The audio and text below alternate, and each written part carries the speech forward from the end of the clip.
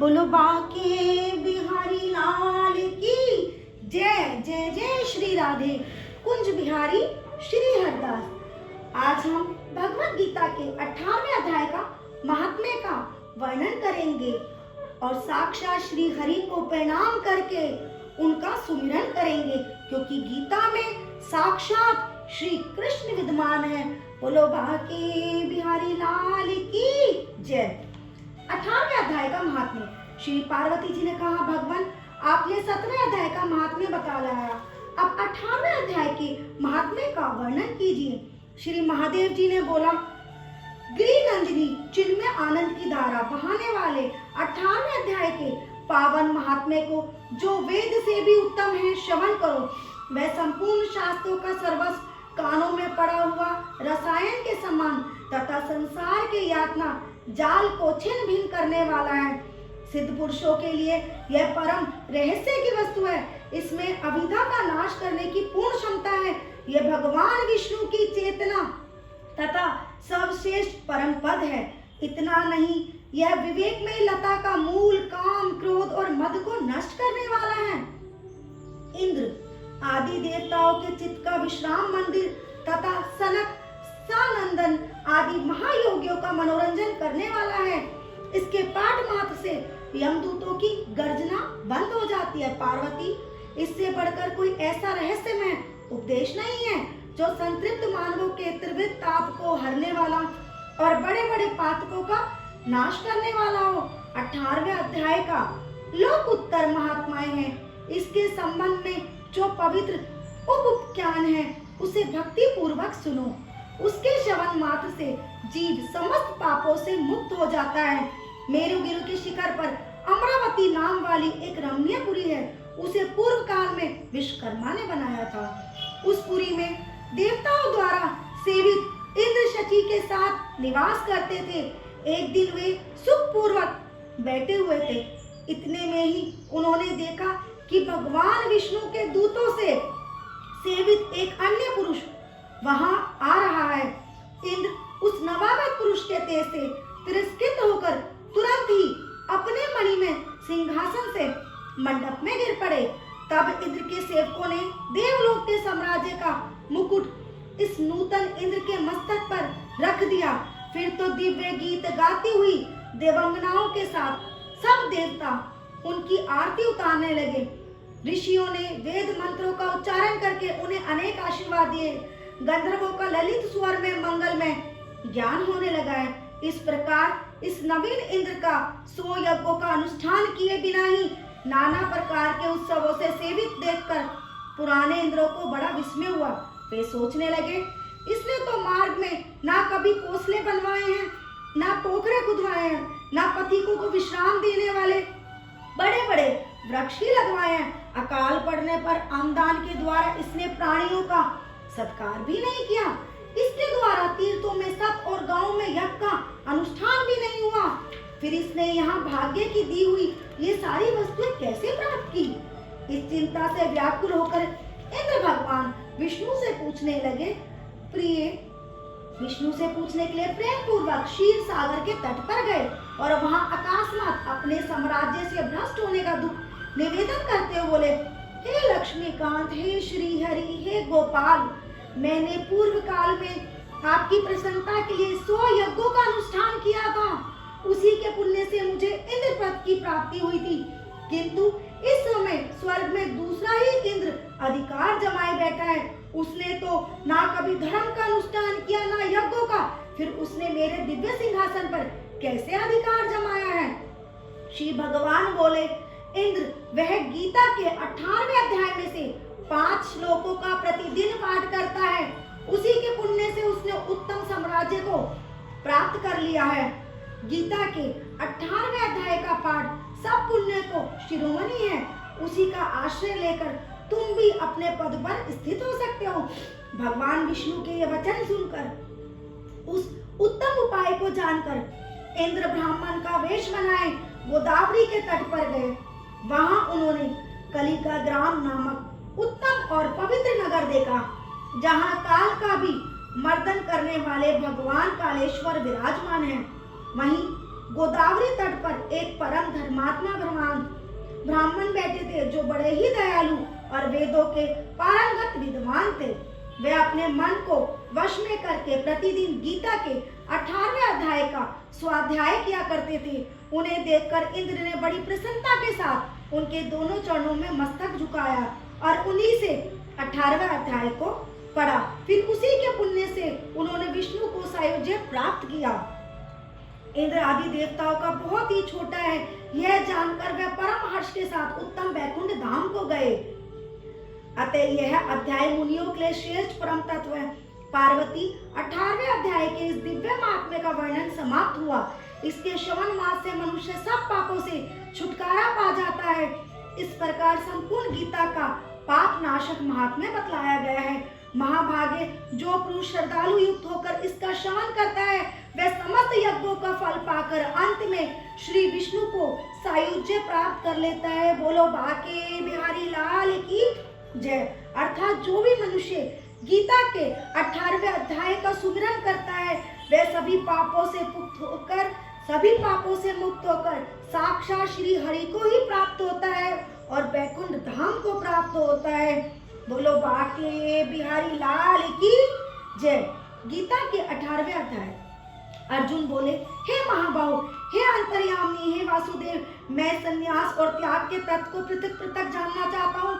श्री भगवान बोले, कितने ही पंडित जन तो काम कर्मों के त्याग को संन्यास समझते हैं तथा दूसरे विचार कुशल पुरुष सब कर्मों के फल को त्याग कर कहते हैं। कुछ एक विद्वान ऐसा कहते हैं कि कर्म मात्र दोष युक्त है इसलिए त्यागने के योग्य हैं, और दूसरे विद्वान यह कहते हैं कि यज्ञ दान तप रूप कर्म त्यागने योग्य नहीं है।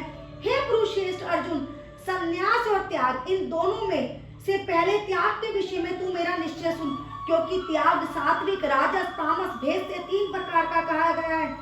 यज्ञ दान ताम रूप कर्म त्याग करने के योग्य नहीं है, बल्कि वह तो अवश्य कर्तव्य है, क्योंकि यज्ञ दान और तप ये तीनों ही कर्म बुद्धिमान पुरुष को पवित्र करने वाले हैं। इसलिए हे पार्थ, इन यज्ञ दान और तप रूप कर्मों को तथा और भी संपूर्ण कर्तव्य कर्मों को आसक्ति और फलों का त्याग करके अवश्य करना चाहिए।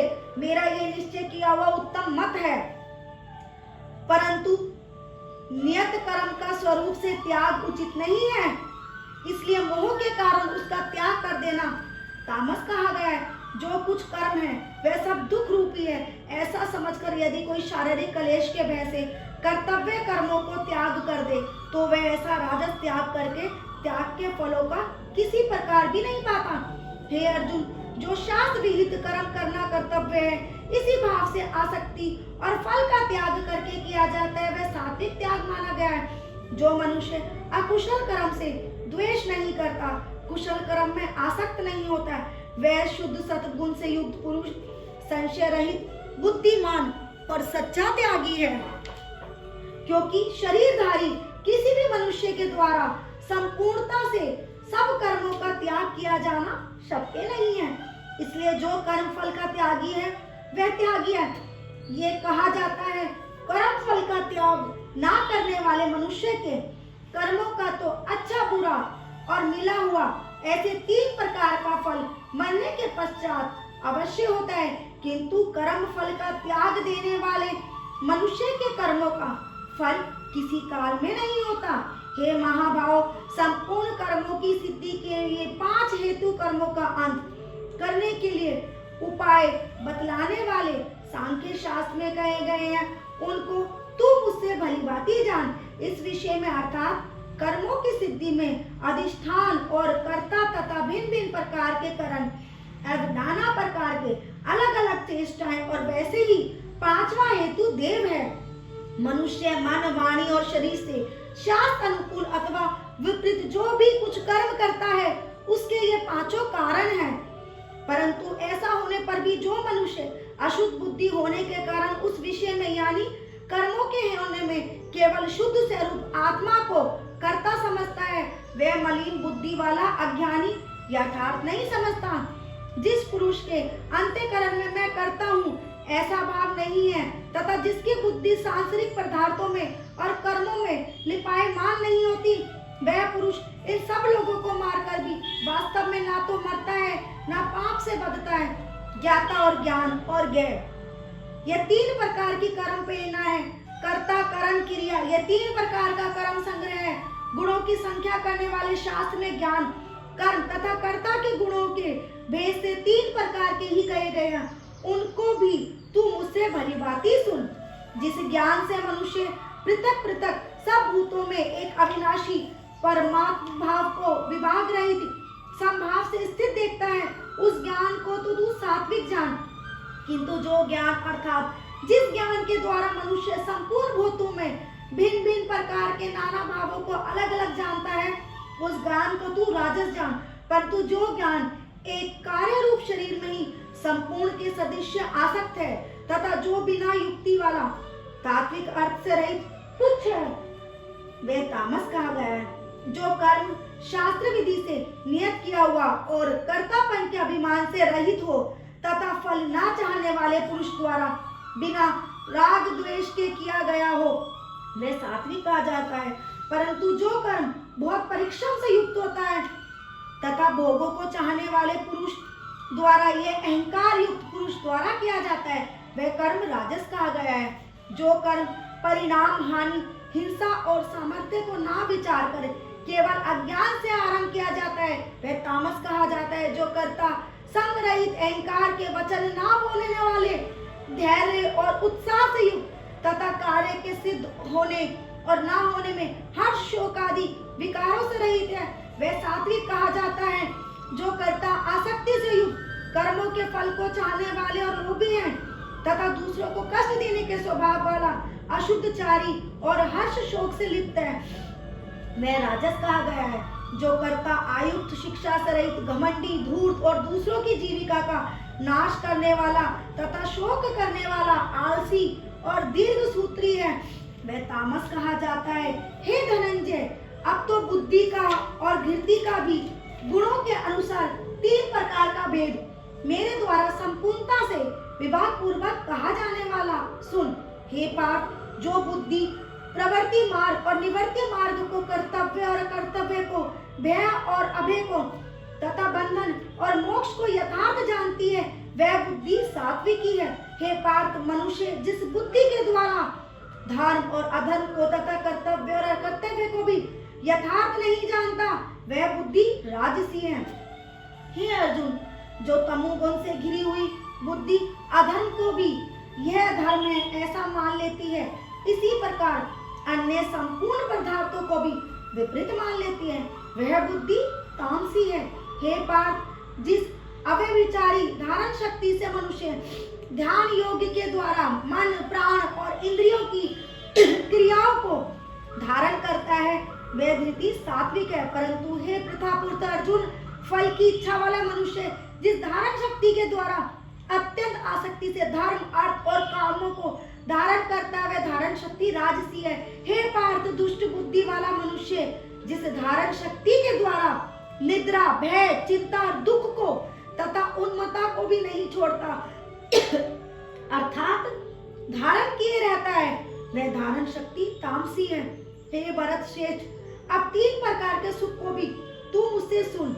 जिस सुख में साधक मनुष्य भजन, ध्यान और सेवा आदि के अभ्यास से रमन करता है और जिससे दुखों के अंत को प्राप्त हो जाता है, जो ऐसा सुख है वह आरंभ काल में यद्यपि विष के तुल्य प्रतीत होता है, परंतु परिणाम में अमृत के तुल्य है। इसलिए वह परमात्मा विषय बुद्धि के प्रसाद से उत्पन्न होने वाला सुख सात्विक कहा गया है। जो सुख विषय और इंद्रियों के संयोग से होता है, वह पहले भोग काल में अमृत के तुल्य प्रतीत होने पर भी परिणाम में विष के तुल्य है, इसलिए वह सुख राजस कहा गया है। जो सुख भोग काल में तथा परिणाम में भी आत्मा को मोहित करने वाला है, वह निद्रा, आलस्य और प्रमाद से उत्पन्न सुख तामस कहा गया है। पृथ्वी में या आकाश में अथवा देवताओं में तथा इनके सिवा और कहीं भी वह ऐसा कोई भी सत्व नहीं है जो प्रकृति से उत्पन्न इन तीन गुणों से रहित हो। हे परतप, ब्राह्मण, क्षत्रिय और वैश्यों के तथा शूद्रों के कर्म स्वभाव से उत्पन्न गुणों द्वारा विभक्त किए गए हैं। अंत्यकरण का निग्रह करना इंद्रियों का दमन करना, धर्म पालन के लिए कष्ट सहना, बाहर भीतर से शुद्ध रहना, दूसरों के अपराधों को क्षमा करना, मन, इंद्रिय और शरीर को सरल रखना, वेद शास्त्र, ईश्वर और परलोक आदि में श्रद्धा रखना, वेद शास्त्रों का अध्यापन करना और परमात्मा के तत्व का अनुभव करना, ये सब के सभी ब्राह्मण के स्वाभाविक कर्म है। शूरवीरता, तेज, धैर्य, चतुरता और युद्ध में ना भागना, दान देना, स्वामी भाव, ये सब के सभी क्षत्रिय के स्वाभाविक कर्म है। खेती, गोपालन और क्रय विक्रय रूप सत्य व्यवहार से वैश्य के स्वाभाविक कर्म है तथा सब वर्णों की सेवा करना शूद्र का भी स्वाभाविक कर्म है। अपने अपने स्वाभाविक कर्मों में तत्परता से लगा हुआ मनुष्य भगवत प्राप्ति, परम सिद्धि को प्राप्त हो जाता है। अपने स्वाभाविक कर्मों में लगा हुआ मनुष्य जिस प्रकार से कर्म करके परम सिद्धि को प्राप्त होता है, उस विधि को तू सुन। जिस परमेश्वर से संपूर्ण प्राणियों की उत्पत्ति हुई है, जिससे वह समस्त जग व्याप्त है, उस परमेश्वर ही अपने स्वाभाविक कर्मों द्वारा पूजा करके मनुष्य परम सिद्धि को प्राप्त हो जाता है। अच्छी प्रकार आचरण किए हुए दूसरे के धर्म से गुण रहित भी अपना धर्म श्रेष्ठ है, क्योंकि स्वभाव से नियत किए हुए स्वधर्म रूप कर्म को करता हुआ मनुष्य पाप को नहीं प्राप्त होता।